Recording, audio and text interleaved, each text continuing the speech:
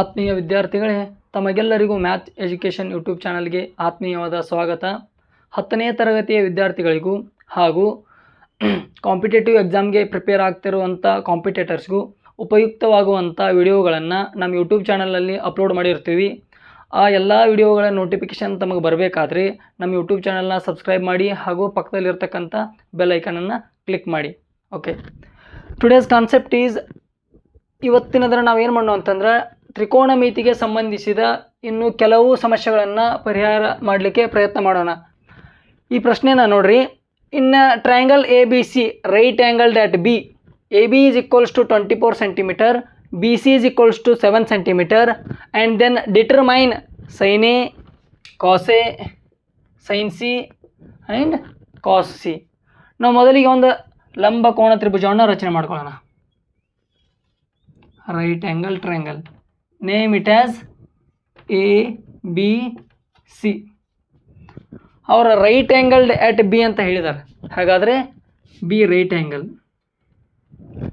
ಒಂದು ವೇಳೆ ನಾವು ಆ್ಯಂಗಲನ್ನು ಈ ಆ್ಯಂಗಲ್ ಕನ್ಸಿಡರ್ ಮಾಡಿದರೆ, ಒಂದು ವೇಳೆ ಎ ಅನ್ನು ಕನ್ಸಿಡರ್ ಮಾಡಿದರೆ ಇದು ಬಿ ಸಿ ಅಪೋಸಿಟ್ ಆಗ್ತದೆ ಮತ್ತು ಎ ಬಿ ಅಡ್ಜಸೆಂಟ್ ಆಗ್ತದೆ, ಎ ಸಿ ಹೈಪೋಟೆನಸ್ ಆಗ್ತದೆ. ಒಂದು ವೇಳೆ ಈ ಸಿ ಆ್ಯಂಗಲನ್ನು ಕನ್ಸಿಡರ್ ಮಾಡಿದರೆ, ಎ ಬಿ ಅಪೋಸಿಟ್ ಆ್ಯಂಗಲ್ ಆಗ್ತದೆ, ಬಿ ಸಿ ಪಾರ್ಶ್ವಬಾಹು ಅಂದರೆ ಅಡ್ಜಸೆಂಟ್ ಸೈಡ್ ಆಗ್ತದೆ ಮತ್ತು ಎ ಸಿ ವಿಕರ್ಣ ಬಾಹು ಹೈಪೋಟೆನಸ್ ಆಗ್ತದೆ. ಇಲ್ಲಿ ನೋಡ್ರಿ, ಈ ಮೊದಲನೇ ಕ್ವಶನಲ್ಲಿ ಆ್ಯಂಗಲ್ ಎ ಅನ್ನು ಕನ್ಸಿಡರ್ ಮಾಡಿದ್ದಾರೆ, ಎರಡನೇ ಕ್ವಶನ್ದಲ್ಲಿ ಆ್ಯಂಗಲ್ ಸಿ ಅನ್ನು ಕನ್ಸಿಡರ್ ಮಾಡಿದ್ದಾರೆ. ಈ ಮೊದಲನೇ ಕ್ವಶನ್ನ ಬಿಡಿಸುವಾಗ ನೋಡ್ರಿ, ಆ್ಯಂಗಲ್ ಎ ಅನ್ನು ಕನ್ಸಿಡರ್ ಮಾಡಿದರೆ ಇದು ಬಿ ಸಿ ಅಪೋಸಿಟ್ ಸೈಡ್ ಆಗ್ತದೆ ಆ್ಯಂಡ್ ಇದು ಎ ಬಿ ಅಡ್ಜಸೆಂಟ್ ಆಗ್ತದೆ ಮತ್ತು ಎ ಸಿ ಹೈಪೋಟೆನಸ್ ಆಗ್ತದೆ. ಅಲ್ಲಿ ಅವ್ರು ಕೊಟ್ಟಿದ್ದಾರೆ A B is equals to 24 centimeter ಅಂತ ಕೊಟ್ಟಿದ್ದಾರೆ. A B is equals to 24 centimeter ಮತ್ತು ಬಿ ಸಿ 7 centimeter ಅಂತ ಕೊಟ್ಟಿದ್ದಾರೆ. ನಮಗೆ ಎ ಸಿ ವ್ಯಾಲ್ಯೂ ಗೊತ್ತಿಲ್ಲ. By using Pythagoras theorem we can find that A C. Pythagoras ಪ್ರಮೇಯದ ಮುಖಾಂತರ ಆ ಎ ಸಿ ಅಳತೆಯನ್ನು ನಾವು ಫೈಂಡ್ ಔಟ್ ಮಾಡ್ಕೊಳ್ಳೋಣ. ಹೇಗಂತ ನೋಡ್ರಿ, A C square is equals to A B square plus B C square. Square ಅನ್ನು hypotenuse is equals to sum of square on other two sides ಅಂತ ನಮಗೆ ಗೊತ್ತೈತಿ. ಎ ಬಿ ಅಂತಕ್ಕಂಥ ವ್ಯಾಲ್ಯೂ ಎಷ್ಟೈತಿ, 24 square plus B C 7 square. 24 square ಎಷ್ಟಾಕೈತಿ, 576 plus 49. ಹಾಗಾದರೆ ನಾವು A ಸಿಯನ್ನು ಇವೆರಡೂ ಕೂಡಿಸಿದರೆ 625. 625 ಸ್ಕ್ವೇರ್ ರೂಟ್ ಅಷ್ಟ 25. ಹಾಗಾದರೆ ಎ ಸಿ ವ್ಯಾಲ್ಯೂ ಎಷ್ಟು ಸಿಕ್ತು ನಮಗೆ, 25 centimeter. ಇಲ್ಲಿ ನೋಡಿದ್ರಿ, ಆ್ಯಂಗಲ್ ಎ ಅನ್ನು ಕನ್ಸಿಡರ್ ಮಾಡಿದರೆ ಇದು ಅಪೋಸಿಟ್ ಆಗ್ತದೆ, ಇದು ಅಡ್ಜಸೆಂಟ್ ಆಗ್ತದೆ ಮತ್ತು ಇದು ಹೈಪೋಟೆನಸ್ ಆಗ್ತದೆ. ಸೈನ್ ಎ ನಮಗೆ ಗೊತ್ತೈತಿ, opposite divided by hypotenuse. A consider ಮಾಡಿದಾಗ ಅಪೋಸಿಟ್ ಯಾವುದೈತಿ, B C divided by hypotenuse A C. ಅದೇ ರೀತಿ ಕಾಸ್ ಅದು ನಮಗೆ ಗೊತ್ತೈತಿ, ಅನುಪಾತೀಯ ರೇಷಿಯೋ ಏನಿರ್ತದೆ ಕಾಸದ, adjacent divided by hypotenuse, that is A B divided by A C. B C ಅಂತಕ್ಕಂಥದ್ದು ಎಷ್ಟದೆ, 7 centimeter. 7 divided by A C ಎಷ್ಟದೆ, 25. ಅದೇ ರೀತಿ ಎ ಬಿ ಎಷ್ಟದೆ, 24, ಎ ಸಿ 25. ನಾವಿಲ್ಲಿ ಆ್ಯಂಗಲ್ ಸೈನ್ ಎ ಮತ್ತು ಕಾಸ್ ಎನ್ನು ಕನ್ಸಿಡರ್ ಮಾಡಿ ಈ ವ್ಯಾಲ್ಯೂವನ್ನು ಪಾಯಿಂಟ್ ಔಟ್ ಮಾಡ್ಕೊಂಡಿವಿ. ಹಾಗಾದರೆ ಆ್ಯಂಗಲ್ ಸಿ ಅನ್ನು ಕನ್ಸಿಡರ್ ಮಾಡಿ ಸೈನ್ ಸಿ ಮತ್ತು ಕಾಸ್ ಸಿ ವ್ಯಾಲ್ಯೂವನ್ನು ಪಾಯಿಂಟ್ ಔಟ್ ಮಾಡಲಿಕ್ಕೆ ನೀವು ಪ್ರಯತ್ನ ಪಡಿ. ಇದನ್ನು ಹೋಮ್ವರ್ಕ್ ಅಂತ ತಗೊಳ್ಳಿ, take it as a homework. ಪ್ರಶ್ನೆಯನ್ನು ನೋಡ್ರಿ, given 15 cot A is equals to 8, find sine A and second A. ಈ 15 cot A ಅನ್ನು ನಾವು 15 cot A is equals to 8 ಅನ್ನು cot A is equals to 8/15 ಅಂತ ಬರಿಬೋದು. ಬಿಕಾಸ್ ಈ 15 ಈ ಸೈಡ್ ಬಂದರೆ ಇದು ಮಲ್ಟಿಪ್ಲಿಕೇಶನ್ ಇದೆ, ಈ ಸೈಡ್ ಬಂದರೆ ಡಿವಿಷನ್ ಆಗ್ತದೆ. ಇಲ್ಲಿ ನೋಡ್ರಿ, cot A ನಮಗೆ ರೇಷಿಯೋಸ್ ಗೊತ್ತದೆ, that is adjacent divided by opposite. ಇದು ಅಡ್ಜಸೆಂಟ್ ಸೈಡು ಮತ್ತು ಇದು ಅಪೋಸಿಟ್ ಸೈಡ್. ನಮಗೆ ಬೇಕಾಗಿರ್ತಕ್ಕಂಥದ್ದು ಹೈಪೋಟೆನಸ್. ಹೈಪೋಟೆನಸನ್ನು ಎಕ್ಸ್ ಅಂತ ತಗೊಳ್ಳಿ. ಹೈಪೋಟೆನಸನ್ನು ಎಕ್ಸ್ ಅಂತ ತೊಗೊಂಡ್ರೆ X square is equals to 8 square plus 15 square ಅಂತ ಬರಿಬೋದು. ಇದನ್ನು ಯಾವ ರೀತಿ ಬರೆದ್ವಿ ಅಂತಂದರೆ ನೋಡಿರಿ, ಒಂದು ಲಂಬ ಕೋಣ ತ್ರಿಭುಜವನ್ನು ರಚನೆ ಮಾಡಿರಿ ABC. ಈ ಆ್ಯಂಗಲನ್ನು ಕನ್ಸಿಡರ್ ಮಾಡಿದರೆ ಇದು ಅಪೋಸಿಟ್ ಸೈಡ್ ಆಗ್ತದೆ, ಇದು ಅಡ್ಜಸೆಂಟ್ ಸೈಡ್ ಆಗ್ತದೆ, ಇದು ಹೈಪೋಟೆನಸ್ ಆಗ್ತದೆ. ನಮ್ಗೆ ಅಪೋಸಿಟ್ ಸೈಡ್ 15 ಅನ್ನೋದು ಗೊತ್ತೈತಿ ಆ್ಯಂಡ್ ಅಡ್ಜಸೆಂಟ್ ಸೈಡ್ ಈಸ್ 8. ಇದನ್ನು ಎಕ್ಸ್ ಅಂತ ತೊಗೊಂಡ್ರೆ that is by Pythagoras theorem we can write x square is equals to 8 square plus 15 square.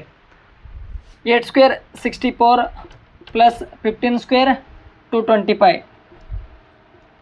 225 plus 64 ಎಷ್ಟಾಗ್ತದೆ? 280.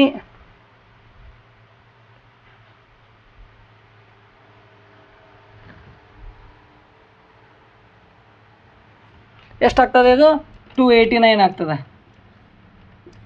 ಹಾಗಾದರೆ ಎಕ್ಸ್ ಎಷ್ಟಾಗ್ತದೆ? 289. ಯಾವುದ್ರ ಸ್ಕ್ವೇರ್ ಇದು? 17.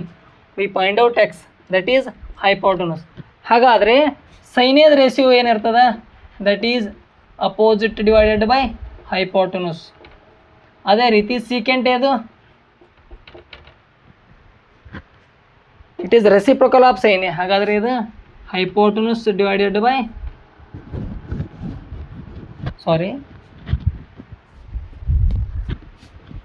It is not a reciprocal of sine, it is a reciprocal of cos theta. ಇದನ್ನು ಯಾವ ರೀತಿ ಬರೀಬೋದಪ್ಪ ಅಂತಂದ್ರೆ hypotenuse divided by adjacent. Opposite ಎಷ್ಟದೆ ಇಲ್ಲಿ? 15. ಹೈಪೋಟೆನಸ್ ಈಗ ಜಸ್ಟ್ ಫೈಂಡ್ ಔಟ್ ಮಾಡ್ಕೊಂಡಿದ್ವಿ, ದಟ್ ಈಸ್ 17. ಹೈಪೋಟೆನಸ್ 17, ಅಡ್ಜಸೆಂಟ್ ಎಷ್ಟದೆ? 8. ಹಾಗಾದರೆ sine A value 15 divided by 17 and secant A value 17 divided by 8. ಈ ಪ್ರಶ್ನೆಯನ್ನು ನೋಡ್ರಿ, ಇನ್ನು triangle P Q R right angle at Q P R plus Q R is equals to 25 centimetre, P Q is equals to 5 centimetre, then determine the value of sine P, cos P and tan P. ಇಲ್ಲಿ ನೋಡ್ರಿ, ಒಂದು ಲಂಬ ಕೋಣ ತ್ರಿಭುಜವನ್ನು ರಚನೆ ಮಾಡಿರಿ. Name it as P Q and R. Right angle dot Q ಅಂತ ಹೇಳಿದ್ದಾರೆ, ಹಾಗಾದರೆ ಇದು ರೈಟ್ ಆ್ಯಂಗಲ್ ಆಗ್ತದೆ.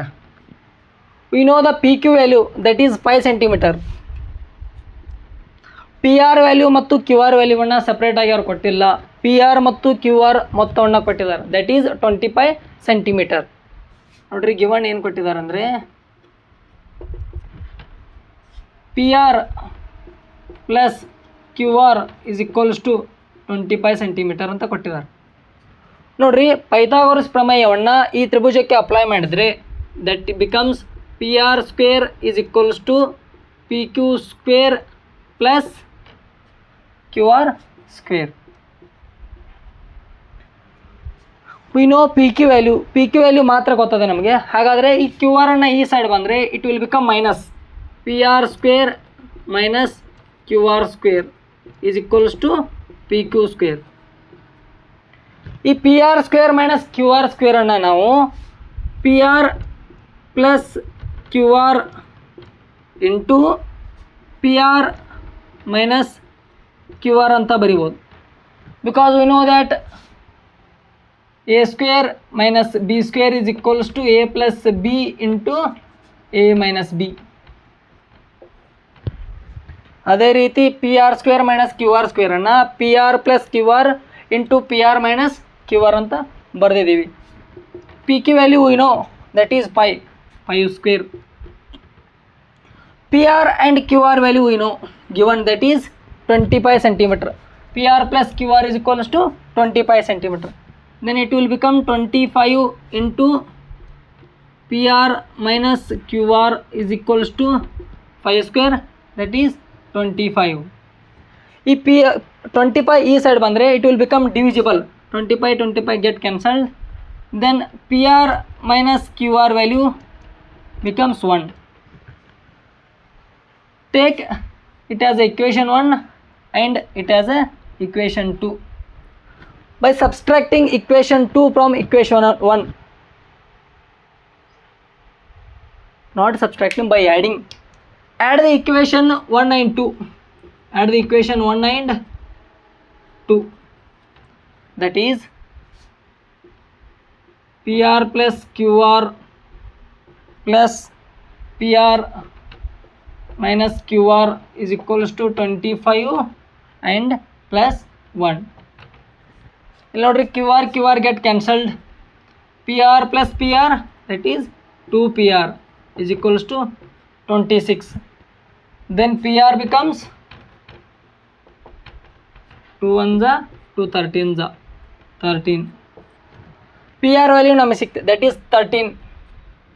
if PR is 13, then QR 20 ಒಳಗೆ 13 ಮೈನಸ್ ಮಾಡಿದ್ರೆ ಎಷ್ಟು ಸಿಗ್ತದೆ, that is 12. ಹಾಗಾದರೆ QR ಎಷ್ಟು ಸಿಗ್ತದೆ ನಮಗೆ, that is 12. PQ ವ್ಯಾಲ್ಯೂ ಸಿಕ್ತು, QR ವ್ಯಾಲ್ಯೂ ಸಿಕ್ತು, ಹಾಗೆ PR ವ್ಯಾಲ್ಯೂ ನಮಗೆ ಸಿಕ್ತು. ಹಾಗಾದರೆ ಸೈನ್ P ಯಾವ ಆ್ಯಂಗಲನ್ನು ಕನ್ಸಿಡರ್ ಮಾಡಿದರೆ, ಈ ಆ್ಯಂಗಲ್ P. ಈ ಆ್ಯಂಗಲನ್ನು ಕನ್ಸಿಡರ್ ಮಾಡಿದರೆ QR become opposite because it is opposite to that angle, and PR become adjacent, that is adjacent to that, and PR is hypotenuse. Sin P is equals to opposite divided by hypotenuse. Opposite is 12, hypotenuse is 13. Next, cosecant P, cos P. Cos the ratio adjacent divided by hypotenuse. Adjacent is 5 and hypotenuse is 13. Next, tan P. We know the ratios of tan P, that is opposite divided by adjacent. Opposite is 12 and adjacent is 5. Sin P is equals to 12 by 13, cos P is equals to 5 by 13, ಹಾಗೆ tan P ಅಂತಕ್ಕಂಥದ್ದು 12 by 5.